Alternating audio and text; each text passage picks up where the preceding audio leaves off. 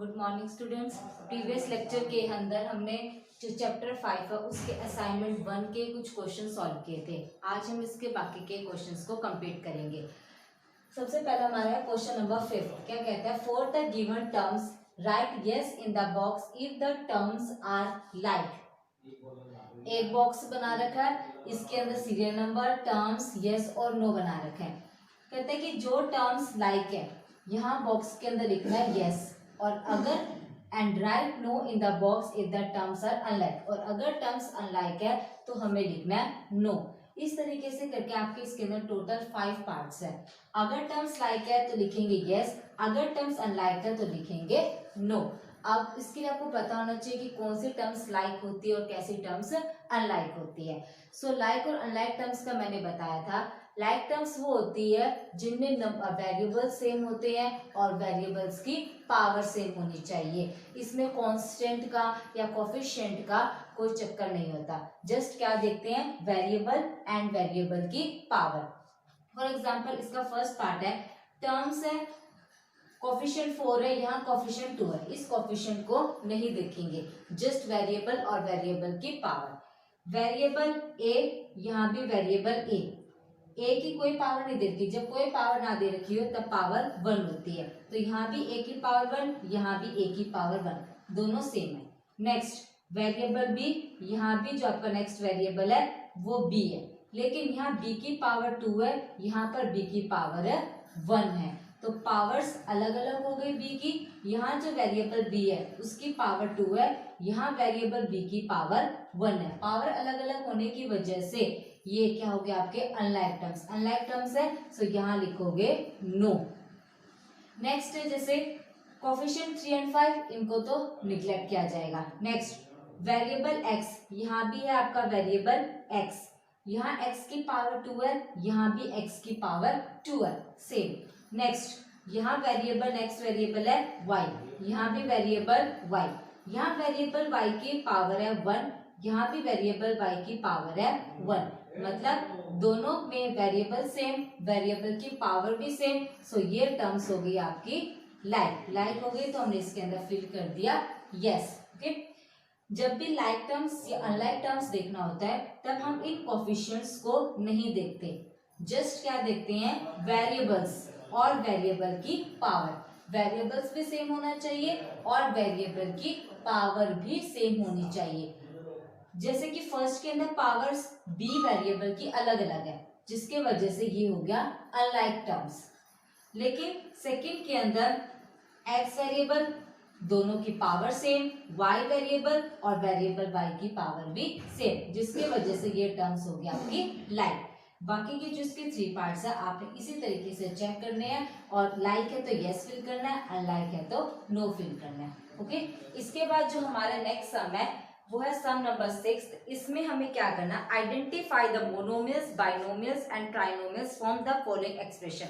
Expressions दे रखे हैं, उनमें से आपको ये फाइंड आउट करना है कि कौन सी एक्सप्रेशन मोनोमियल है, कौन सा बाइनोमियल और कौन सा ट्राइनोमियल। सो मोनोमियल वो होता है जिसमें नंबर ऑफ टर्म्स 1 होती है, बाइनोमियल जिसमें number of terms 2 and trinomial जिसमें नंबर ऑफ टर्म्स 3 होती है। तो अब देखिए ये सम नंबर 6।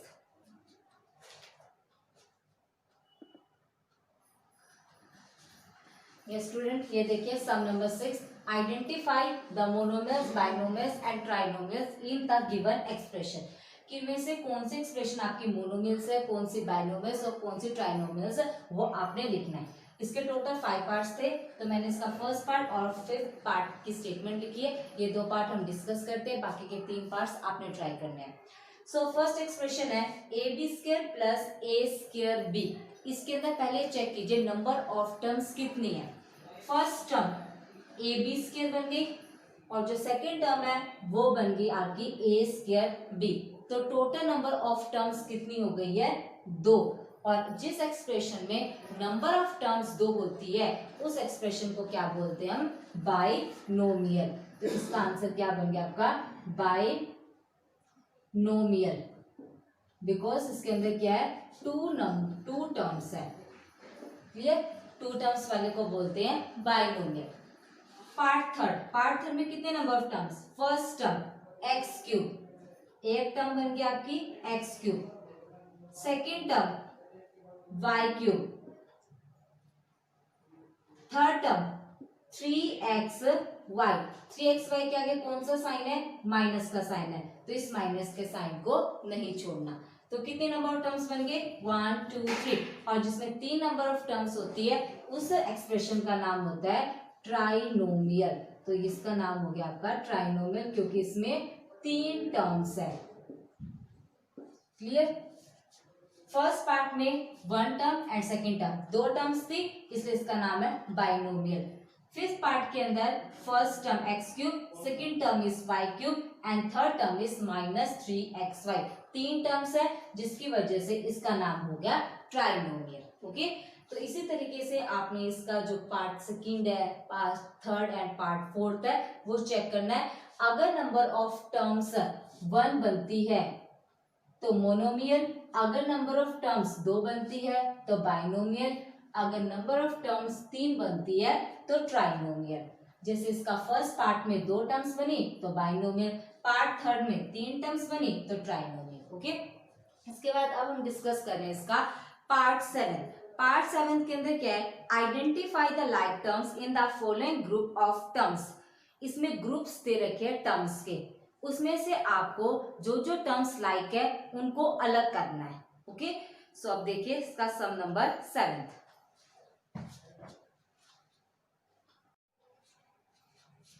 ये स्टूडेंट, ये आपका sum number 7, identify the like term in the following groups of terms. Groups दे रखिए टर्म्स का, इसके अंदर आपको वो आइडेंटिफाई करना है कि जो जो टर्म्स लाइक है उनको अलग से कलेक्ट करना है। इसमें बोला identify the like terms in the following groups of terms. Terms का एक पूरा ग्रुप दे रखा है, इनमें से जो जो टर्म्स आपके लाइक होंगी उनको हम अलग से कलेक्ट करेंगे। इसके अंदर टोटल 5 पार्ट है, मैं इसका डिस्कस करूँ part third and part fifth. So part third का सॉल्यूशन स्टार्ट करते हैं। जो जो टर्म्स लाइक होंगी उनको इकट्ठा कर लेंगे। सबसे पहले मैंने आपके टर्म उठाई है 5xy, इसके साथ जो इसकी लाइक टर्म्स होगी वो देखते हैं। इसमें वेरिएबल x है और y है, x की पावर कुछ नहीं है तो मीन्स 1 पावर है, यहाँ भी y की कोई पावर नहीं है तो मीन्स 1 पावर है। वेरिएबल x और y है और दोनों की पावर 1 है।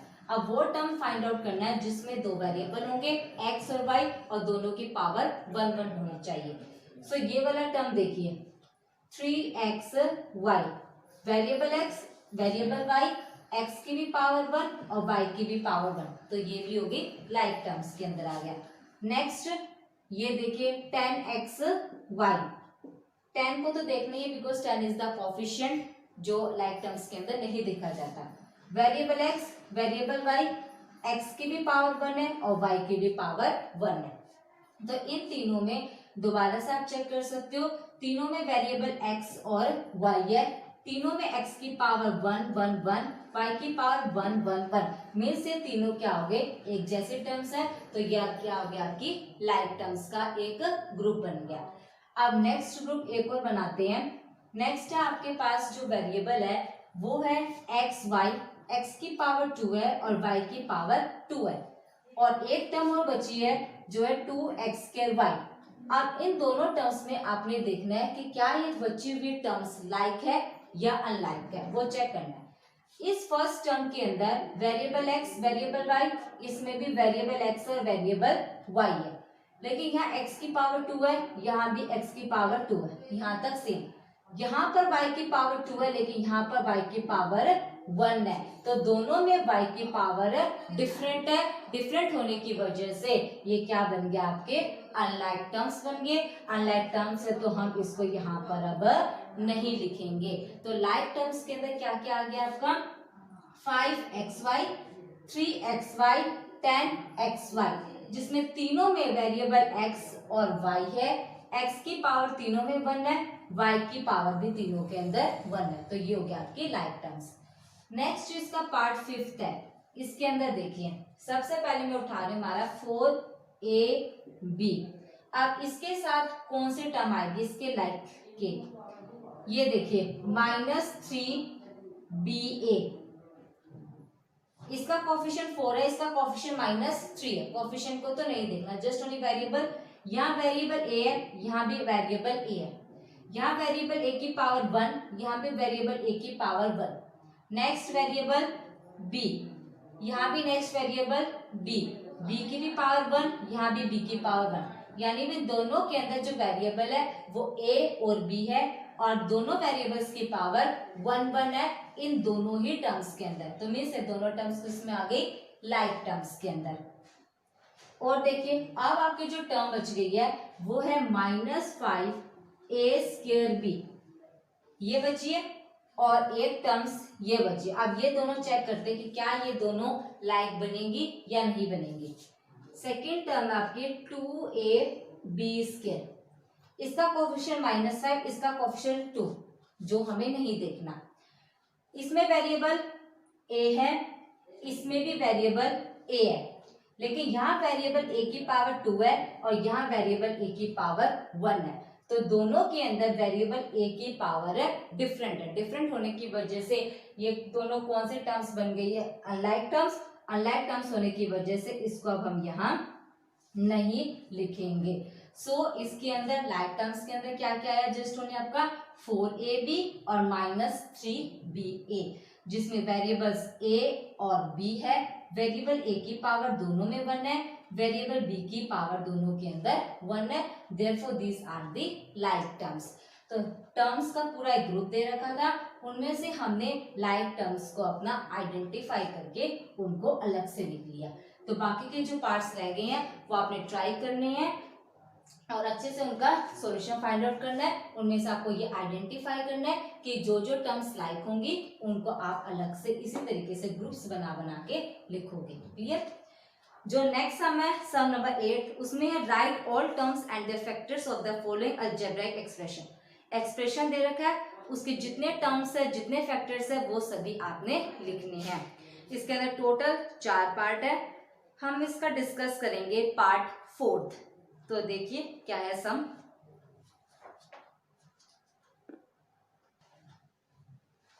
ये स्टूडेंट ये देखिए sum number 8, write all terms and their factors in the given following expressions.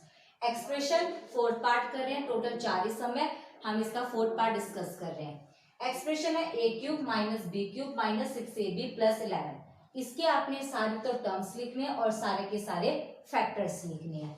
सो लिखिए सारे टर्म्स हैं सारे फैक्टर। इसमें मेंशन नहीं है कि आप इसके अंदर ट्री डायग्राम बनाना चाहते हो या नहीं बनाना चाहते। अगर स्पेशल मेंशन होता है कि ट्री डायग्राम से इसके टर्म्स और फैक्टर्स लिखिए, तब तो आपने ट्री डायग्राम से ही बनाने हैं। अब इस समय कोई मेंशन नहीं है, अब आपकी अपनी चॉइस है कि आप ट्री डायग्राम से बनाना चाहते हो या सिंपल वे में बनाना चाहते हो।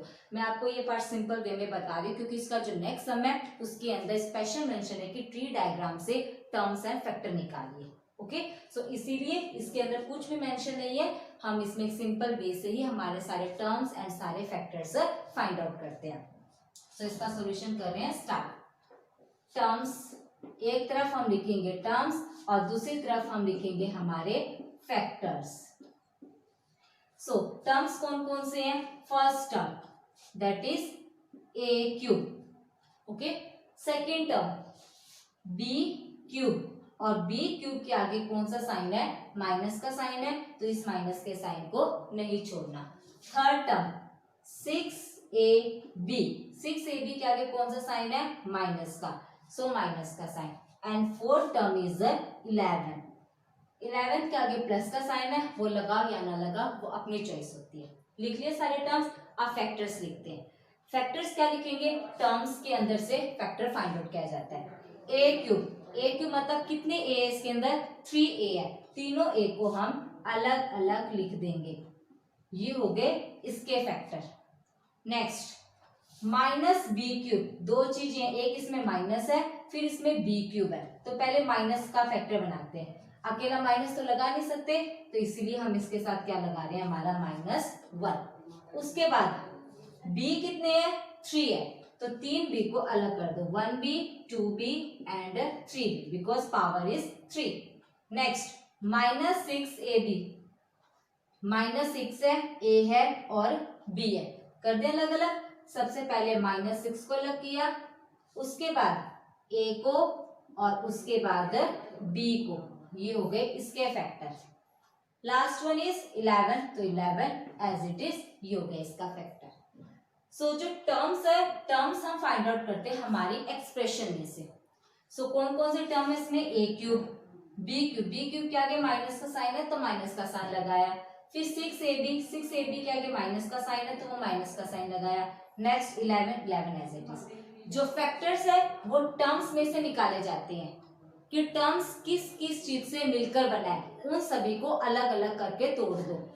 a क्यूब है, a क्यूब मतलब 3a है, तीनों a को अलग अलग कर दो। माइनस b क्यूब, दो चीजें हैं, एक माइनस का साइन है और एक आपका b क्यूब है, तो माइनस के साइन को अलग किया, कुछ नहीं था तो हमने 1 लगा दिया। उसके बाद b क्यूब यानी कि b 3 है, तीनों b को हमने अलग अलग कर दिया। उसके बाद -6 है, a है और b है, इन तीनों को अलग कर दिया, -6 a और b। लास्ट में 11 था तो 11 एज इट इज। इस तरीके से हमने टर्म्स और इसके क्या बना दिए, फैक्टर्स बना दिए। टोटल 4 पार्ट है, पहले 3 पार्ट आपने इसके डिस्कस करने हैं। अगर नहीं निकलता तो आप कॉल करके मुझसे पूछ सकते हो। अब जो नेक्स्ट सम है इसका वो है सम नंबर 9। सम नंबर 9 क्या कहता है, draw factor tree for each of the following expression, यानी कि एक्सप्रेशन के लिए आपने फैक्टर ट्री बोलो या ट्री डायग्राम बोलो, एक ही बात है। आप ट्री डायग्राम या फैक्टर ट्री की हेल्प से आप क्या फाइंड आउट करते हो, terms and factors find out करते हो। वही काम हमें अब सम नंबर 9 के अंदर करना है। इसके अंदर भी पार्ट आपके दे रखे हैं, टोटल 3 पार्ट्स है। हम इसका डिस्कस करेंगे पार्ट सेकेंड। ओके, सो अब देखिए सम नंबर 9।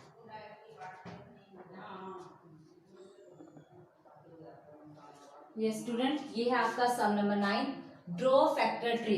क्या ड्रॉ करना आपने, फैक्टर ट्री। फैक्टर ट्री मतलब एक ऐसा ट्री ड्रॉ करना है जिसमें आप अपने फैक्टर्स फाइंड आउट कर सको। और फैक्टर्स फाइंड आउट करने के लिए आपको पहले क्या फाइंड आउट करना होगा, टर्म्स। और टर्म्स फाइंड आउट करने के लिए आपके पास एक एक्सप्रेशन होनी चाहिए। तो आपको ड्रॉ करना है factor tree for each of the following expression. Expression 3 है आपके पास, इसमें हम डिस्कस कर रहे हैं सेकेंड एक्सप्रेशन को। सेकेंड एक्सप्रेशन है -x³ + 2xyz + z³। तो बनाए फैक्टर ट्री। तो फैक्टर ट्री मींस एक ऐसा ट्री जहां से हम फैक्टर्स फाइंड आउट कर सके। और फैक्टर्स से पहले हमें क्या फाइंड आउट करना पड़ेगा, टर्म्स, क्योंकि जो फैक्टर है वो टर्म्स में से ही फाइंड आउट किया जाता है। तो सबसे पहले हम इसमें से टर्म्स फाइंड आउट करेंगे by the help of a tree. So सबसे पहले हम निकालते हैं इसके अंदर टर्म्स। क्या क्या टर्म्स है, पहली टर्म है x³। x³ के आगे साइन है आपका माइनस का, तो यहां लगा दोगे आप माइनस का साइन। नेक्स्ट टर्म है आपके पास 2xyz, और इसके आगे जो साइन है वो प्लस का, वो लगाओ या ना लगाओ वो अपनी चॉइस है। नेक्स्ट जो टर्म है दैट इज z³। z³ के आगे साइन है प्लस का, वो भी लगाओ या ना लगाओ वो अपनी चॉइस है। सो ये निकल गया आपके सारे के सारे टर्म्स। अब क्या निकालेंगे टर्म से, फैक्टर। अब फैक्टर निकालने के लिए अब इसके पार्ट -x³, क्या क्या चीजें इसमें, सबसे पहले माइनस है तो इस माइनस को अलग कर दिया, अकेला माइनस अलग नहीं हो सकता, तो हमने क्या लगा दिया 1। उसके बाद क्या है इसके अंदर x³ x³ मतलब कितने x है, 3x है, तो तीनों x को हम कर देंगे इसमें अलग अलग। ओके, अब इसके अंदर देखो 3x थे, तीनों x को हमने अलग अलग कर दिए। नेक्स्ट क्या क्या है इसके अंदर, 2 है, 2 अलग किया। उसके बाद x है, x अलग किया। y है, y अलग किया। z है, z को अलग कर दिया। इसमें क्या है, z³ मतलब 3 z है, first z, second z and this is the third z। ये बन गया आपके फैक्टर्स। जो टर्म्स है, टर्म्स निकलती है एक्सप्रेशन में से। जिन चीजों से एक्सप्रेशन मिलकर बनी है उनको बोलते हैं टर्म्स। किससे किससे मिलकर बनी है, -x³, ये हो गया। 2xyz, इसके आगे प्लस का साइन लगाओ या ना लगाओ। z³, इसके आगे प्लस का साइन लगाओ या ना लगाओ। अब टर्म्स जिन चीजों से मिलकर बना है वो होते हैं फैक्टर। किस किस से मिलकर बना है, माइनस के साइन से, माइनस का साइन अलग कर दिया। x³ मतलब 3x से मिलकर बना है, तीनों x को अलग अलग कर दिए। 2xyz 2 से मिलकर बना है, x से, y से और z से, सभी को अलग अलग कर दिए।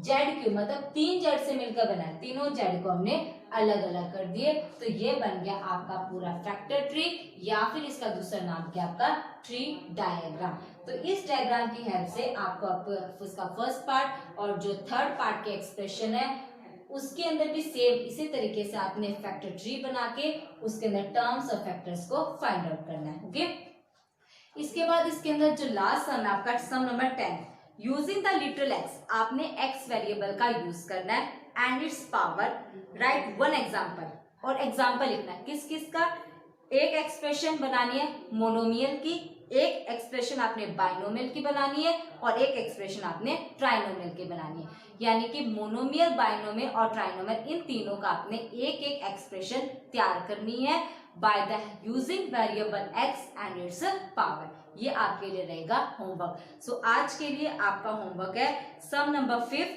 सम नंबर 6, 7, 8, 9 एंड 10th सम अपने फेयर नोटबुक पे करना। ओके, सो आज के लिए इतना ही, कल हम स्टार्ट करेंगे इसका नेक्स्ट असाइनमेंट। Okay, thanks.